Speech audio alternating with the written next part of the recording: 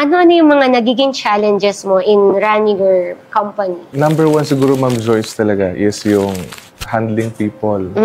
Kasi dahil nga itong industry na to is people business, Yes. you have to address ng very smooth and careful saka tama yung mga tao. Lalo na yung mga kanilang complaints. Kasi pag hindi mo nasagot ng tama at yung maganda para sa pandinig nila, naku po, delikado. So yan talaga yung pinakamahirap, Miss Joyce. Oo. Anong ginagawa mo para ma-handle mo yun? Siguro po, number one siguro na asset ko yung etong pagiging malumanay na boses, Miss Joyce.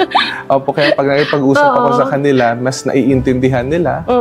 And talagang gather muna ako ng ideas with the team. Ano ba yung mga dapat possible solutions? Paano natin to i-address? Yung magiging benefit again, yung dapat benefit both, hindi lang benefit sila lang.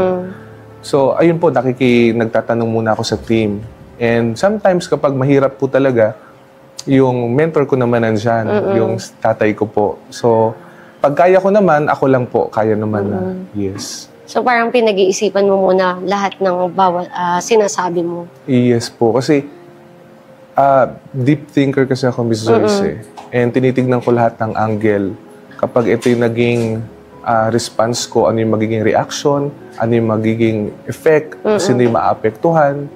So talagang pinag-iisipan ko po lahat. And ganun din kapag merong suggestion yung team. Oo. Parang iniisip mo na agad yung mga pros and cons. Totoo po. Yes po. Oo, kailangan kasi, no? Yes, kasi hindi mo pwedeng masolusyonan lang ngayon. Tapos kung anong solution lang na temporary, mahirap po. Na parang masunod lang yung gusto nila. Marami pala magsasuffer. Yes, totoo po.